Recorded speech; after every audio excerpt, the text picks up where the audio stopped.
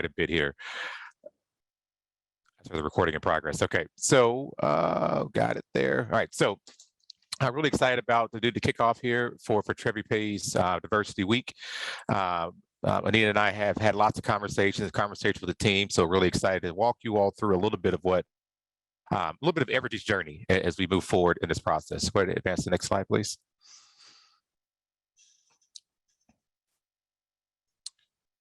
So there's a lot of information jam-packed in this. We probably will run out of time. I think Anita's given me 20 minutes. I really want to engage with the group as much as possible, but I would like to provide just some background again on where Evergy's been from a DE&I journey standpoint, but definitely I'm here to answer any questions, and feel free to jump in at any point in time, and I'm sure we'll have someone monitoring the chat as well.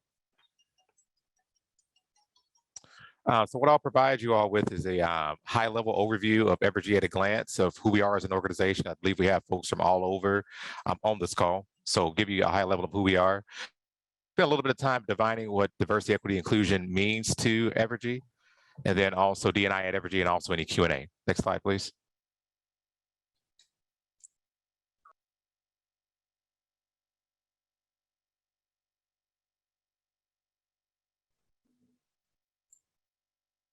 Sorry, I'm on mute there. Sorry about that, hit the wrong button. So Evergy at a high level, here's who we are. So we are the IOU, so an investor-owned utility for the greater Kansas City, Topeka, Wichita area.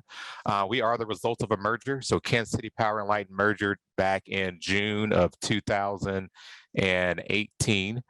And we've been Evergy ever since then. So kind of the legacy maps there, the green and the orange and the blue, the darker blue there, this is kind of a snapshot of who we are. We are the energy company for this region. Next slide, please. We've gone through a lot of change in 2021 besides the pandemic. As I mentioned previously, we are the result of a merger back in June of 18. But my office was created in June of 2019, so about a year after the organization created. And how we landed on that, folks, was our former president and CEO did an environmental scan of the organization, talked to a hand of shareholders in DE&I across the organization.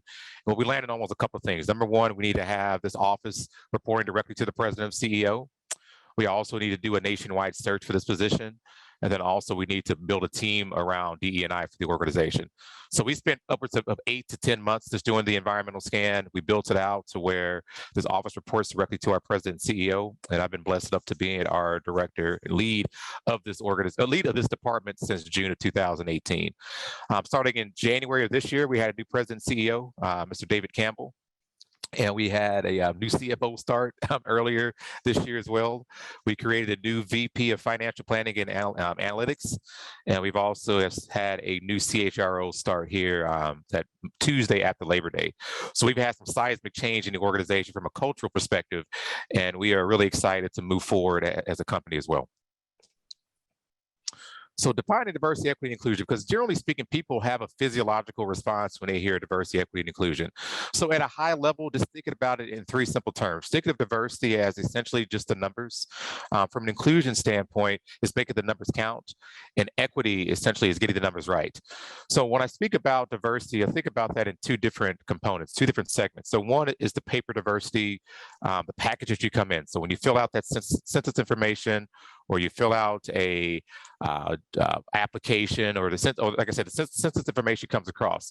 It's, am I Black, am I white, am I male, am I female, am I a veteran, all those fun things. The paper diversity, the package that you come in, is one area of diversity. The other area of diversity essentially is your morals, your values, the culture, those intangibles, right? Those shared diversity things. Like I said, I'm from Oklahoma, so I bring this level of oakiness to my organization, right? From an inclusion standpoint, it's probably, in my opinion, probably the most important components of DE&I, is because if people don't feel included, they feel like they belong, your diversity will become absent. It will dissolve. So you have to make sure that inclusion is a very big component of DE&I. Equity, not to be confused with equality, which I'll speak to a little bit more detail here in a second, but equity is not what's essentially what's equal. And what's equal is everyone gets the same amount, the same components, the same proportions. That's not what equity is. And I'll speak a little bit more to that later on. And then the culture component, folks, DE&I, the byproduct of that is culture. And so culture is found in, who you hire, who you retain, who applies for your positions, what does the C-suite look like? All those things really predicate the culture of your organization. Next slide, please. So one of my favorite components here is understanding the difference between equality and equity. And they both sound similar. The first three letters looked very much the same, but for this example right here, the objective here is to watch this game. So it looks like those three individuals are trying to watch a soccer game. So what equality provides you is, okay, everyone in order to watch this game is going to get the same X to achieve whatever the result needs to be. So everyone is receiving this box to stand on. As you can see there, the young man is looking over the fence. He's fine. The young lady can barely see over the fence. And the young person there in the wheelchair is like, what is this box doing for me? I can't see the game regardless. But what equity is essentially is providing the individuals what they need in order to be successful. So you see the young man there, what do you need to have access to this game? Well, actually, I need nothing. I can see the game just fine. Great. From an equity standpoint for the young lady, what do you need? Actually, I need 2 boxes. So she needs 2 boxes to stand. And then the individual there in the wheelchair is, what do you need for access? Well, actually, I need a ramp. So equity is a little bit more challenging to do because it's going to require you to have conversations with people to find out what it is that they need in order to be successful. And that's where we are from an equity standpoint. So as an organization, I don't think we'll ever become an equality organization. Even as a country, I don't think we'll ever become an equality country. But from an equity standpoint, those are ideals we can work towards to make this DE&I mission work for all of us. Next slide, please. So DE&I and Evergy. So we've gone through a long journey, and I think I have some animations built into this, Anita. So if it pops up the full version, that's fine. If not, I can walk through the animations. Let's go ahead and go to the next slide there. But as I was saying, from a DE&I standpoint, we have this office situated where it reports directly to our president CEO, and then also this year, new to the organization. I would say it's pretty rare to other organizations as well, is that we have diversity, equity, and inclusion tied to officer compensation. Now, I know that may sound scary for a lot, but it's something that we really want to try really hard at doing at the organization to essentially ensure that we are implementing behaviors, muscle memory in the organization. Because when we say we're throwing these things around compensation, people usually associate this with being, a exercise of tokenism or things of that nature, which we're not trying to do. So from a governance standpoint, this is the strategy behind the scenes around DE&I, and I apologize for the busyness of the slide, but we have a DE&I executive steering committee, which is made up of our top seven executives in the organization. We have a DE&I council, which we have an executive sponsor, which is our president and CEO. I am the chair for the council, and we have various components of our organization represented within this council as well.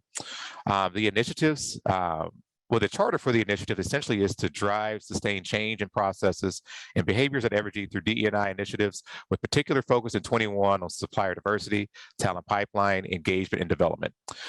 Those middle blue boxes there, a little bit hard to read, but essentially they're the big 4 that we're focusing on here at the organization. So supplier diversity, our commitment from a monetary standpoint to working with diverse suppliers. Development is ensuring that we are giving our underrepresented employees an opportunity to grow and develop, and I'll speak to that here a little bit later on. Engagement is broken out into 3 parts. We have training for all of our employees, which I'll get to here in a second.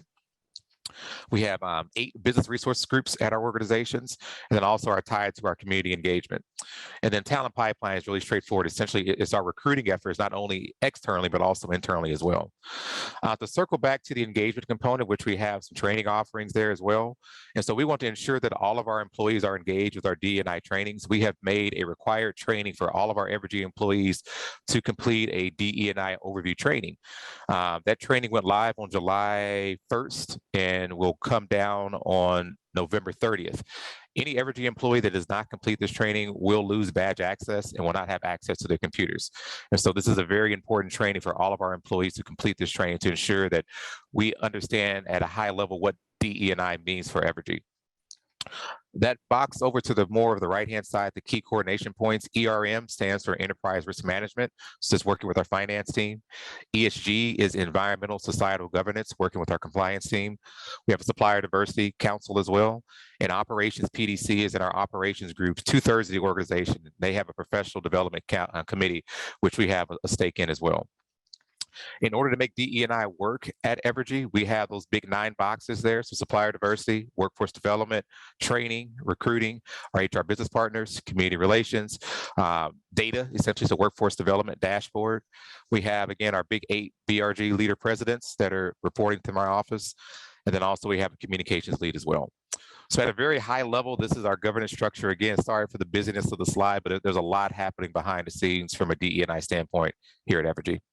Next slide, please. Silas, could you remind everyone how many employees are at Evergy? I just want to make sure everyone's aware of the difference of scale. Yeah, this might seem daunting in comparison. You know, good call in there, Nina. So we have just north of 5,000 employees at the organization. We do have about 2/3 of those folks are a represented workforce. What that means essentially is union staff. So we have 5 different locals in our organization, 5 different contracts, 5 different IEBWs, so International Electrical Brotherhood workers. But yes, to that question directly, we have about 5,000 workers. Thanks, Anita, for that clarification. Next slide, please. And last but not least, as I said before, we have 8 business resource groups at our organization.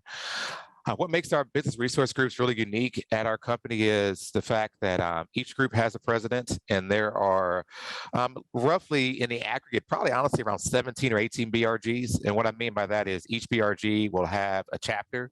So for example, our big 3 service territories are Topeka, Wichita, and Kansas City. So for example, PowerGen, there is a Wichita chapter, a Kansas City chapter, and a Topeka chapter. Another thing that I would say is pretty unique to our BRGs as well is that each BRG has an executive sponsor, and our executive sponsors are our VPs at our organization. So each of these BRGs has an executive sponsor. These BRGs are also set up to be the eyes, ears, and consciousness of the organization. And just because you don't identify with the affinity, that does not mean you can't join the BRG. So if you are not gay, you can still join Pride. If you are not Black, you can still join Soul. If you are not a veteran, yes, you can still join Vets, so on and so forth. Our BRGs are also designed to help us to look at policies. They're also here to help us recruit and retain and sustain talent. Our BRGs are heavily involved. They are also a part of our DE&I initiatives, which again are tied to officer compensation. And so there's a lot of power, a lot of influence that our BRGs hold in our organization. So I know I spoke really, really quickly. I'm trying to make sure I stay within that 20-minute time frame that Anita provided, and I definitely want to open it up for any questions that anyone may have, as this is my last slide. And the last slide too, Anita, too. So this really quickly, this is my contact information. Best way to get a hold of me is on my cell phone. My email is pretty treacherous, I'll be really honest with you all, but I'm really, really good. I never leave home without this thing. I work really well with text messages. But I do want to pause for any questions. Well, thank you, Silas, for giving us that overview of Evergy. I just want to remind everyone the difference of, where Evergy is at today and where TreviPay is. So we're kicking off our Diversity Week. It's our 2nd annual Diversity Week. Our theme of the week is winning together, the goal of a diverse workforce. And so by bringing in Silas, we wanted to give you a showcase of what happens with a larger organization. But clearly at TreviPay, we're at the very early stages of this type of endeavor. So I just want to make sure that we remind ourselves of that, because we are definitely not where Evergy is, but it's where organizations can get to. So with that, anybody have questions for Silas? I'll open it up either on the chat. I do have a question. Can you tell us about the benefits that you've seen at Evergy since you implemented this initiative, and in particular in terms of culture, right? How has this benefited your culture? And perhaps there's a lot of research on results and how this is very good for companies, but tell us a little bit more about your experience at Evergy in terms of the benefits. We know it's the right thing to do, but besides that, what are the benefits that you've seen at Evergy since you started this journey several years ago? Yeah, absolutely. So thanks for that, Martha. So 2 components I'll speak to relatively quickly. So number 1 is being able to set the stage and provide an outlet for our employees have been beneficial from the aspect of we believe, I guess, you have a large organization, we believe in surveys. And so one survey that we administered was the EVP, which is the employee value proposition, where we have identified 11 compartments of 11 demographics of our organization, just to get an understanding and a feel for what our demographics are saying and how they feel about the organization. Because culture is one of those tough things to try to measure, because essentially at the end of the day, how do you measure a feeling? Right.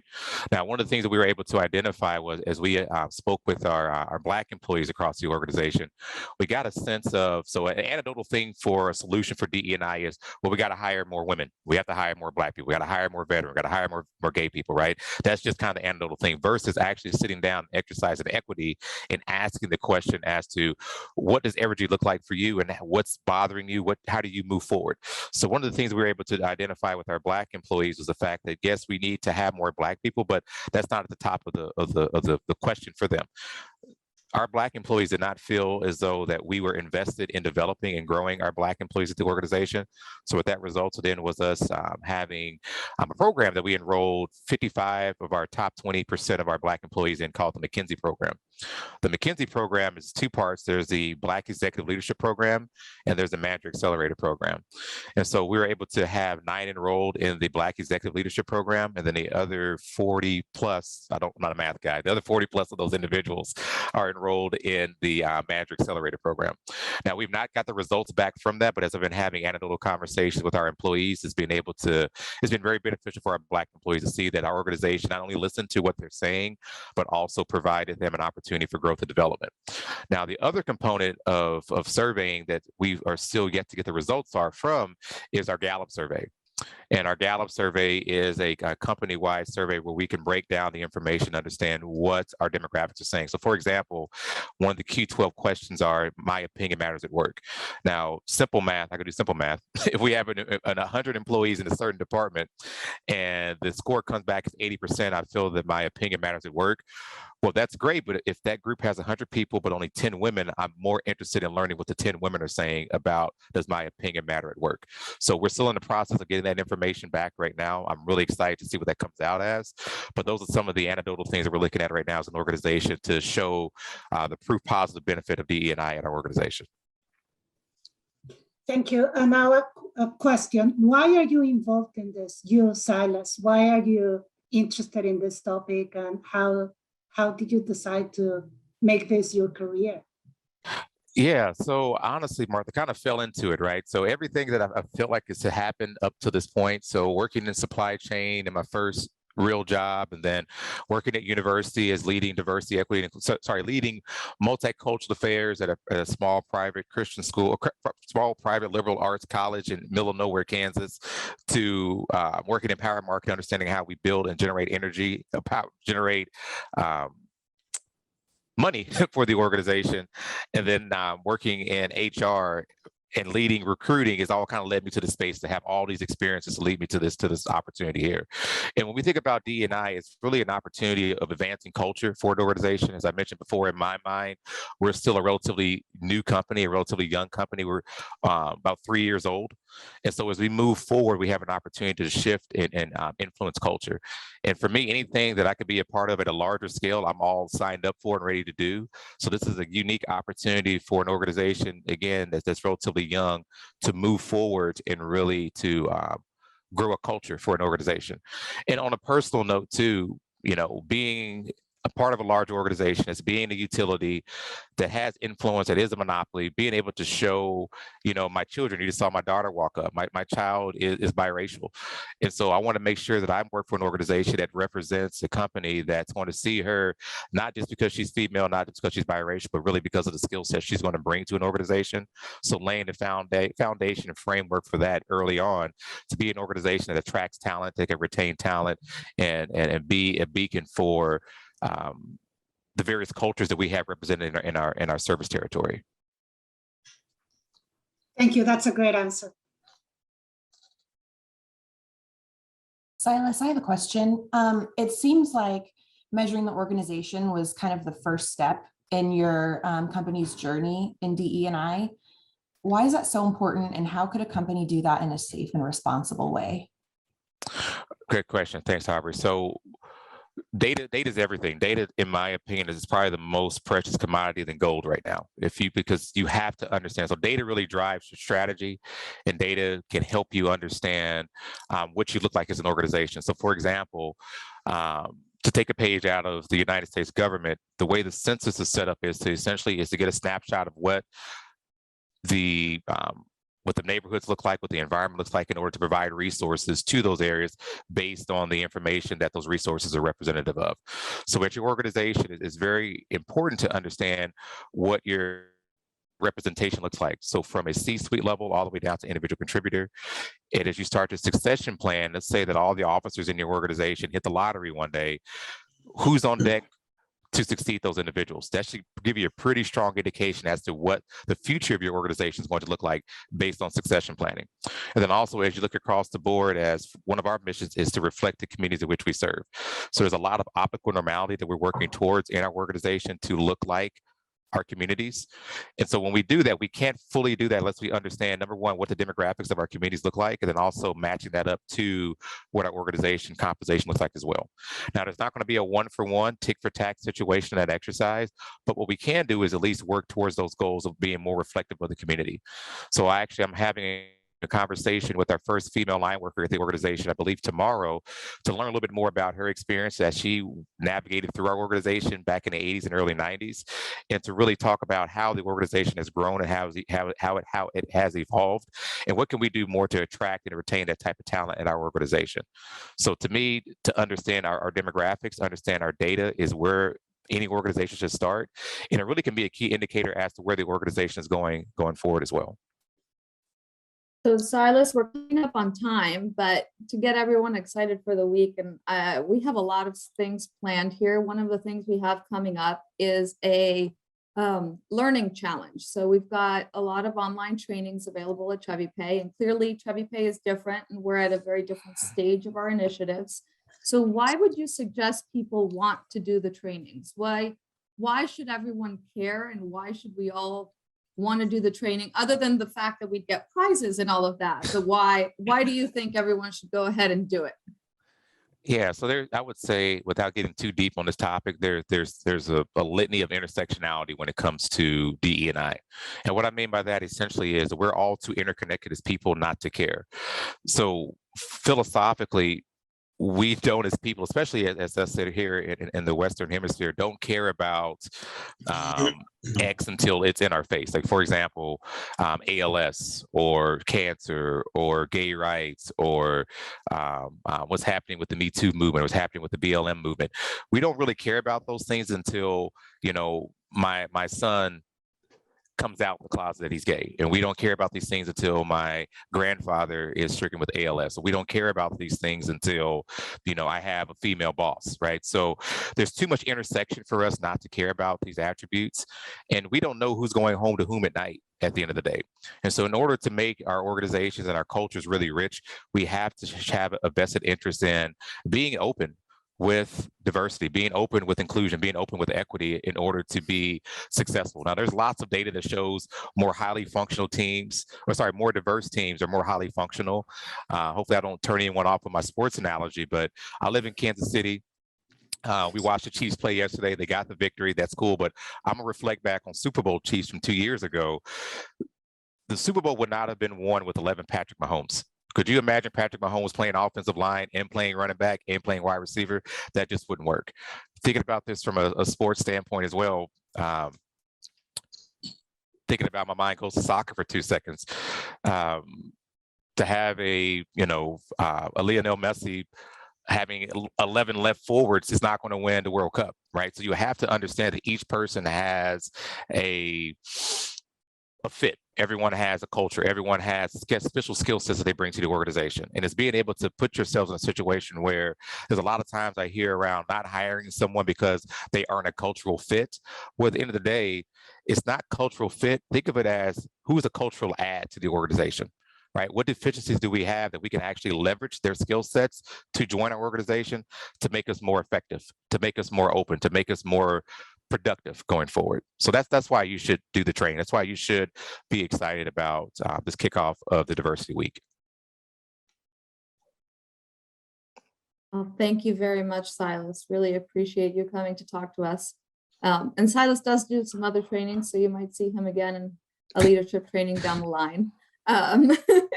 We have had many, many conversations. But with that, we do have a company update and a lot of things coming up this week. So I want to thank Silas again for joining us. And you can all reach out either to us as the committee for any questions towards him, or Silas has given his information directly. As he said, very, very cryptic email address. All right, so with that, I'll pass it on to Jose for our company update. Thank you, Silas. Really Thanks, appreciate Anina. you being here. Y'all take care. Thank you, Anina.